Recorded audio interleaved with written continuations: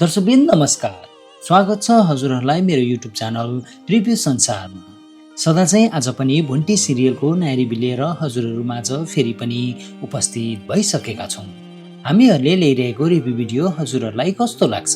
जस्तो लाग्छ त्यस्तै प्रतिक्रिया तल रहेको खाली कमेन्ट बक्समा कमेन्ट गर्न नबिर्सिनुहोला।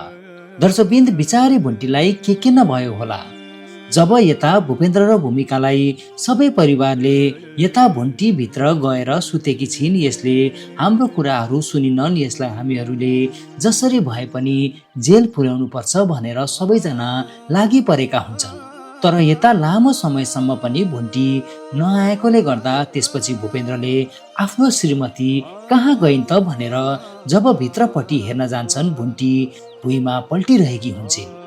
हो दर्शकवृन्द, आखिर भुन्टीले यो सबै के गरी होलिन् त?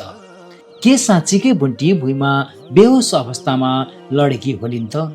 दर्शकवृन्द, पछिल्लो भुन्टी सिरियलहरू तपाईहरूले त पक्कै पनि हेर्नुभयो होला।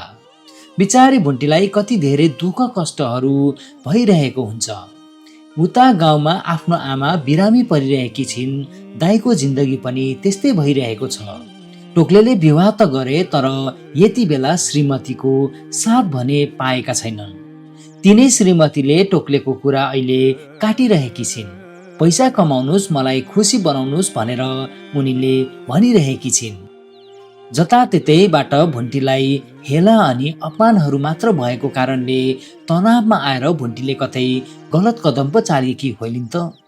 दर्शकवृन्द, यो सबै कुराहरू थाहा पाउनुको लागि त हामीहरूले अर्को भाग पर्खिनु नै पर्ने हुन्छ।